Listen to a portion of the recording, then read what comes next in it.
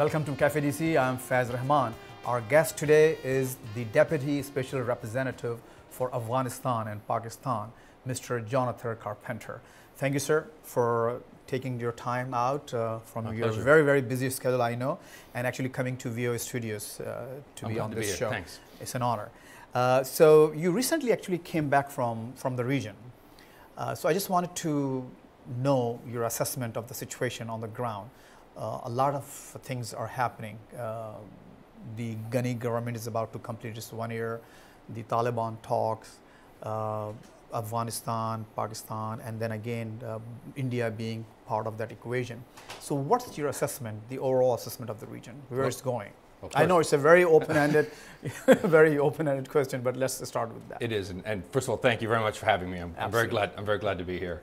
I was very glad to join a delegation that went to Islamabad about a month ago as part of our continuing strategic dialogue conversation that we have between our two governments.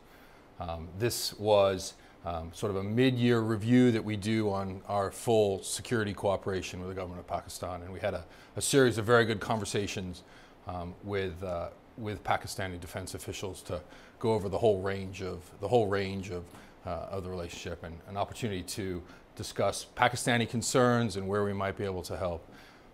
But I think your question speaks directly to it. It's a very important time in the region. There is a tremendous amount going on.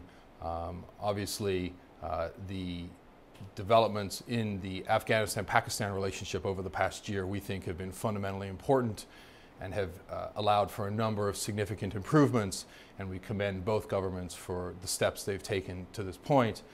And at this point, we are trying to foster further improvements and support each government in that regard. Specifically, with regard to the government of Pakistan, obviously, over the past year, the government of Pakistan has been involved in a really significant counterterrorism operation in North Waziristan and in also the part of the countries. Yeah, right. Their operation is actually focused on. That's right. That's right. That's right. No, I was going to say, actually, that's one of the things that we talk about is we go and talk to the government, and we often are focused on North Waziristan, and the government of Pakistan is clear that this is a comprehensive nationwide counterterrorism effort. Obviously, Pakistan has suffered greatly from the threat of militant extremism. A number of many thousand Pakistanis have died at the hands of terrorists over the past decade, and the Pakistani government's commitment to address the threat of militant extremism through its National Action Plan on a comprehensive basis, we think is an important development. And so we continue our conversation to hear their plans, to hear the developments, to hear their progress assessment, and to figure out how best we can support them, because we share the goal that they've laid out of a stable, prosperous Pakistan that is devoid of this threat of militant extremism. Absolutely. So what's the degree of your satisfaction with the way operation is being conducted, with the results of the operation and the overall impact on the region?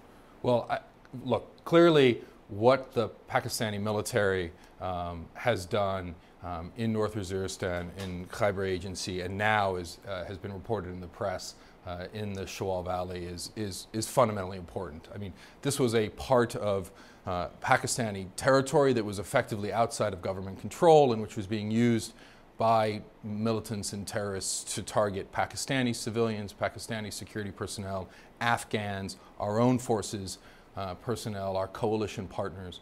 So the fact that Pakistan has made such a significant effort here to take control of this territory, to wrest this territory away from these militants is fundamentally important. I think the question moving forward is, and this is one that I think the government of Pakistan has been forthright with us, is now how can those areas be made stable and secure and the rule of law established for the duration, for the long term?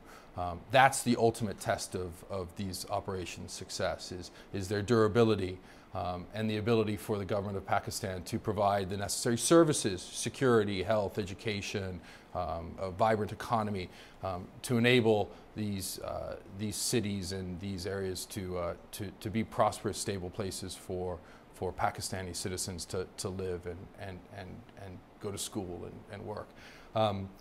This is an ongoing process. There's obviously still concerns that we have with regard to groups, including the Haqqani Network, to use Pakistani soil to plan, fundraise, and operate. And we're very direct in our conversations with the government of Pakistan on our concerns on this regard. The government of Pakistan, Prime Minister Nawaz Sharif, the military leadership have been very clear that their operations are designed to address militants of all kinds without discrimination, and we think that's the right approach, and we will continue to support them in that effort.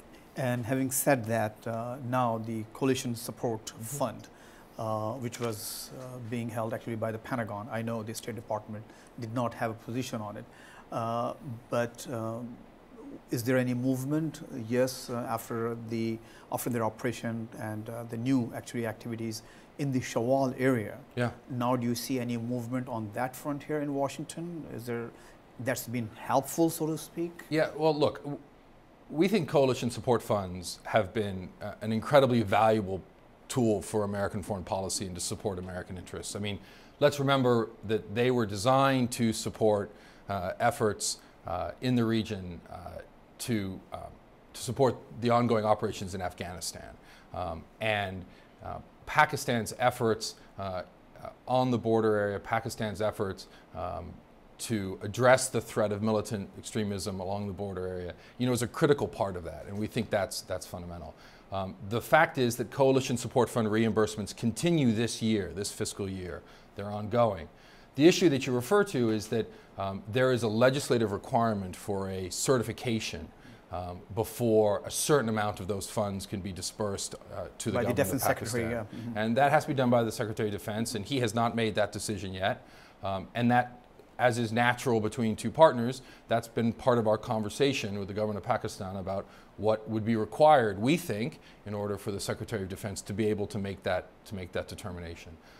That is not all of the coalition support funds. It is a part of them, and we will support our Defense Department colleagues as they do the necessary work here to ascertain the way forward. We continue to support coalition support, the idea of coalition support funds moving forward. We believe it's an important tool. We would like to see coalition support funds for the next fiscal year appropriated for Pakistan. That will be something that we'll talk about with our Congress and again, in collaboration with our Department of Defense colleagues. In between these conversations, yeah. The NSA, the National Security Advisor, Ambassador Susan Rice, made a trip to Islamabad. Yes. And again, there were some, I think, very candid conversations with the government of Pakistan. A few things were reported here in the media. What's your take on that visit, and what was actually discussed, and what was their response?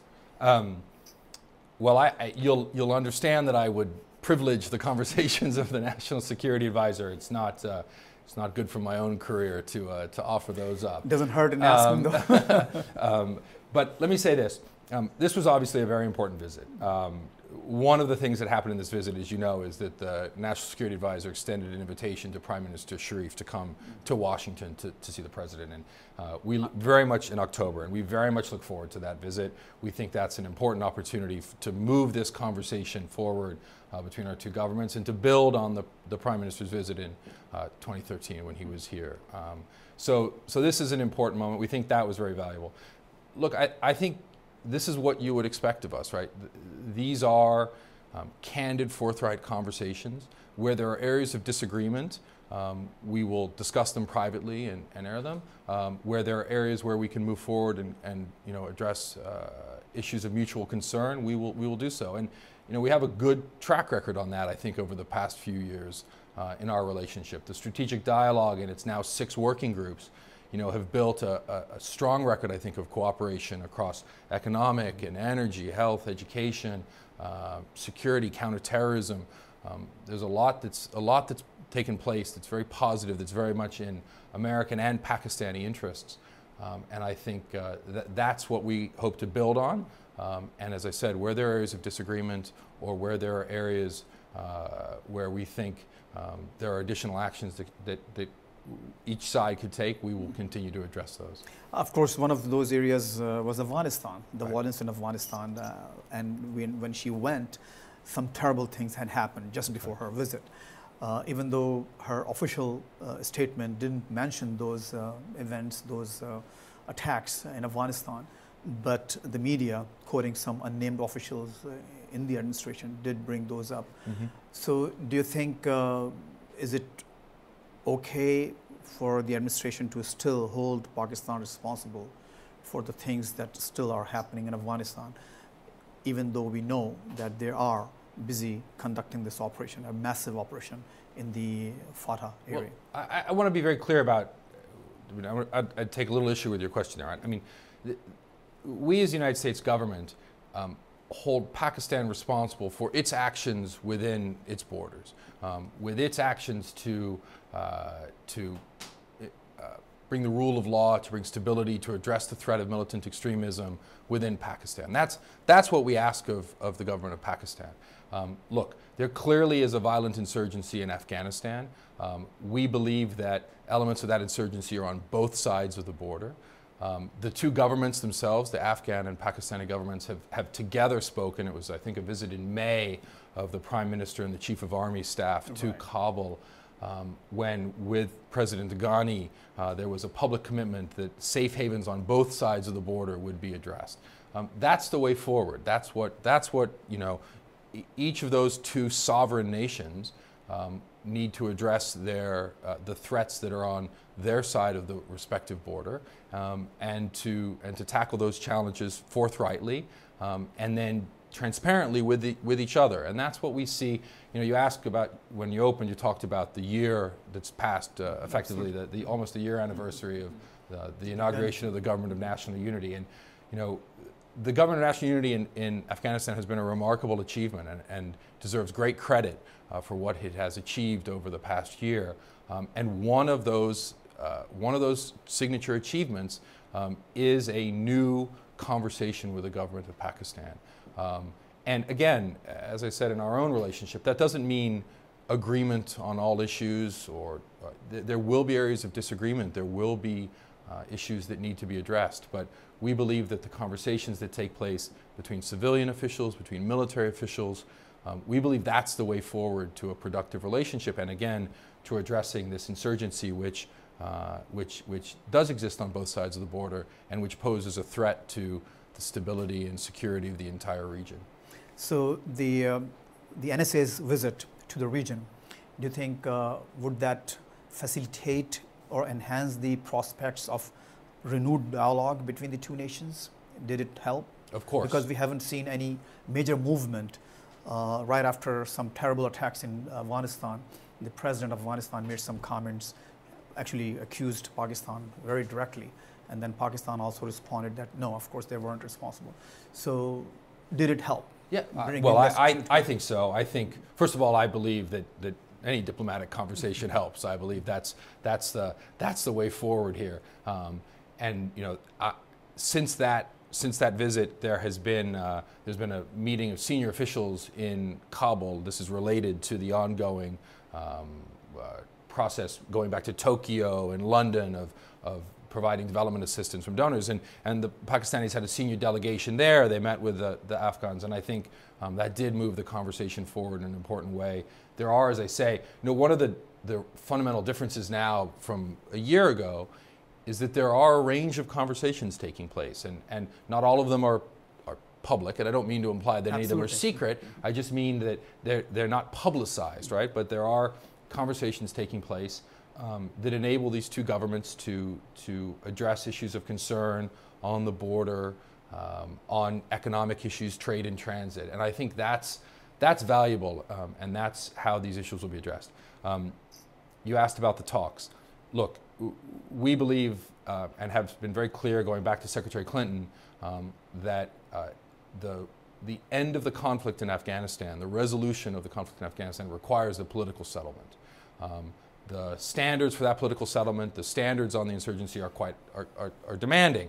They must give up the use of force. They must sever ties to international terrorism. They must respect the Constitution of Afghanistan. That's where this process has to end.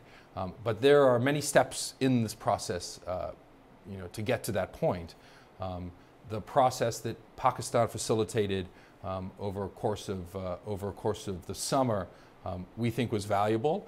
It obviously has now hit a pause, if you will, or with the leadership succession with the Taliban. But we think that the conversation, Afghan-led, Afghan-owned, we think that's the way forward, and that is fundamentally the view of Pakistan, the United States, and Afghanistan. Mr. Carpenter, we have to take a very small, short break, and after we come back, we'll continue our conversation on this important topic. Please stay with us. We'll be right back.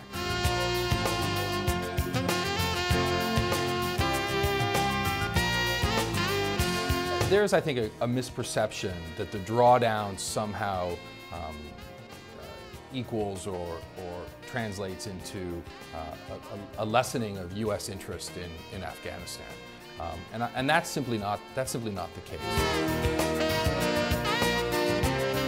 Welcome back. I'm Faiz Rahman, and we're talking to Mr. Jonathan Carpenter, who is with us today to talk about some issues from the region, India, Pakistan, and Afghanistan. We were talking about peace talks, Afghanistan, Pakistan, and the operation that's going on in the northern areas, especially in the tribal areas of Pakistan. Right now, the situation in Afghanistan doesn't seem, according to analysts, very stable. There is violence, and the government is pretty much very involved in dealing with those issues at this point. Do you think is it a good idea for the United States to stick to its drawdown plan, the schedule that they have announced? Well, thank you very much. Thanks for that question. Look, I think this is worth a considered conversation, and I won't speak directly to the drawdown schedule. Those are decisions for the President of the United States to make, and he will make them. I think he's been very clear as to sort of how he sees this is going. But let me say this: there's, I think, a misperception that the drawdown somehow equals or translates into a lessening of U.S. interest in Afghanistan. And that's simply not the case, or somehow that we're not as interested in the success of this government. Again, that is just simply not the case.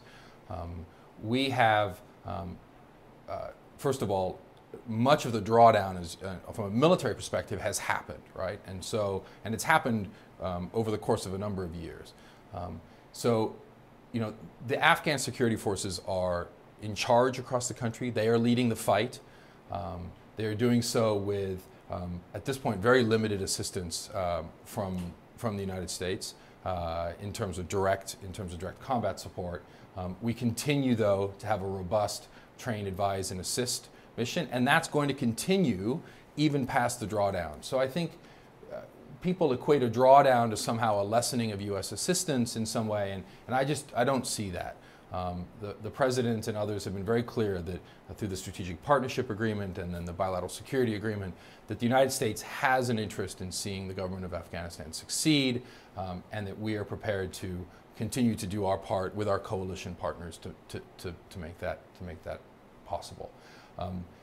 The second part is, the government of Afghanistan has done a great deal over the past year to get its economic house in order, re-engaging with the IMF, a number of things that they've done in order to build the cause for greater sustainability on their side.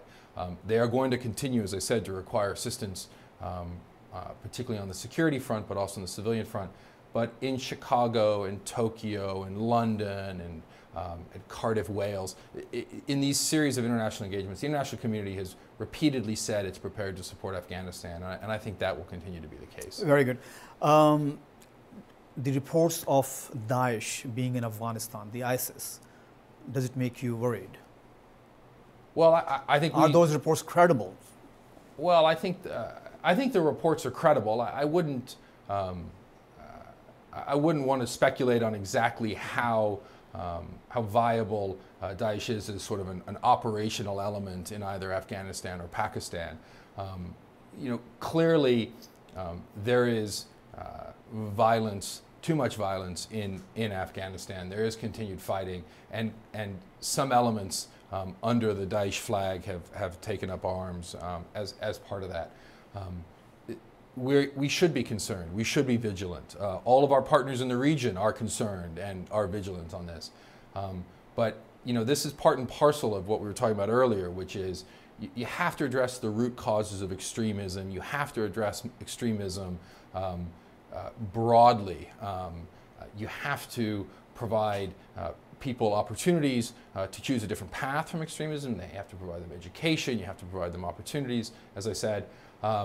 And then when those who choose a path of violence, they have to face a unified government. They have to find no shelter or safe haven in the region. I think that's the way forward. That's what the cooperation among the governments needs to focus on.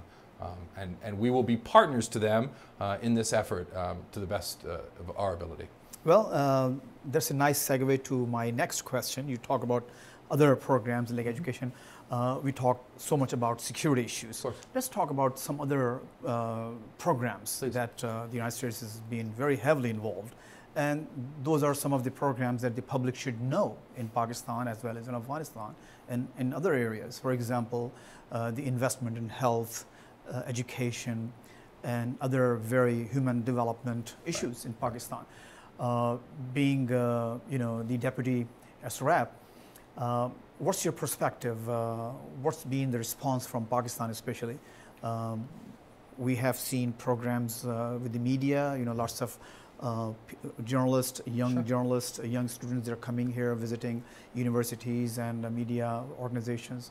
How do you assess those programs? Well, we in SRAP, broadly in our family at the State Department, our colleagues at the U.S. Agency for International Development, we are very proud of what we have been able to support in Pakistan. We believe in support of Pakistani priorities, in support of Pakistani government initiatives. We have been able to make a significant contribution that is, frankly, in our own interest to do so, but we think that is of direct benefit to the people of Pakistan. I talked earlier about the strategic dialogue, and you're right, a lot of focus on the counterterrorism and defense elements of it. But when you look at the working groups under the strategic dialogue, there's a focus on the economy, there's a focus on energy, there's a focus on education, science, and technology. And I think we have a strong story to tell in that. We have made significant commitments under the Kerry Lugar Berman authorization, which ran for 5 years. We have made significant investments in the energy infrastructure. When we talk to the government of Pakistan, the government is clear that its priority is the economy, and fundamental to getting the economy going is to address the significant energy shortfall. And whether it's the rehabilitation of hydro plants, improving the distribution networks, facilitating a significant investment in LNG and liquefied natural gas that is now being imported through a terminal in Karachi. These are investments and commitments that we're very, very proud of. We've now launched a clean energy initiative, a clean energy partnership with the government of Pakistan to take this forward and help Pakistan meet its needs in a way that is also sustainable and durable and of benefit. On the education side, we're very proud of the work that we have done on the ground, building schools, training teachers, but also in the exchange programs. And there's, as you know, there is a vibrant community of Pakistani students here in the United States on U.S.-funded exchange programs at our universities. First, that makes our universities better. These are smart students. We're glad to have them in the United States. They bring a lot of richness and diversity and smarts to the United States. And then second, when they go back to Pakistan, they're a force for stability and prosperity and development of the kind of Pakistan that again is the outline from your government. On health, I had the pleasure of meeting the Minister of Health yesterday, the Pakistani Minister of Health yesterday. She is in town having meetings with a number of officials here, and the government of Pakistan, through its Vision 2025 program, has really made a commitment to address some very significant challenges in the health sector, and we're prepared to support that as best we can. Mr. Carpenter, you have worked on the legislative side in this town, and also, with Secretary Clinton when she was the Secretary of State, and now you're also holding a very, important portfolio. I mean, this SRAP, Deputy SRAP. So, but at the same time, a lot of people have this confusion, this conundrum that they need to understand. Despite being involved in Pakistan so deeply, so well, with lots of positive projects, with so much money going in, you still see a lot of dissatisfaction with US policies. Sure. Or shall I say anti-Americanism that's been actually on the rise in Pakistan. So how do you address these these two contradictions? Well, I think the short answer to that is that we continue to do what we think is right and what we think is in American interest, but also in this case in the shared interest of America and Pakistan, to make the region more prosperous, more stable, more successful, better integrated into the global economy. This is our priority. This is what we're focused on. Where there are cases of individuals inciting anti-Americanism and spreading rumors or conspiracy theories, I think we have to challenge them head on. I think we have to speak directly about what it is that the United States is doing, why we're doing it, why we think it's in our interest, and why we think it's good for the region. And we should be able to do that, and that we should be forthright and candid in doing that. I think that's the right way forward. I actually think, though I'm leery of polls, the polling actually would indicate that the anti-Americanism is on the decline in Pakistan, not increasing. And I think first and foremost, you give credit to the government of Pakistan here. You give credit to a government that is making strides to address the challenges that this society faces without making excuses for where these problems come from. And I think that's how this moves forward. That's how our governments should interact with each other. And I think then a lot of the anti-Americanism, such as it is, will take care of itself. We should be unapologetic for the policies that we pursue. We believe they're important. We believe the investment, they're quite significant. Now more than 2,300 American lives lost in Afghanistan. We think the investment is fundamentally in our interest to bring about a more stable, a more peaceful, and a more prosperous region. Very good. I gave you an opening, sir, but you're a great diplomat. So, all right. Thank you very much for being on the show. It was a real pleasure. I appreciate your time. Thank you very much. Thank you. So this was our Cafe DC this week. See you next week. Until then, goodbye.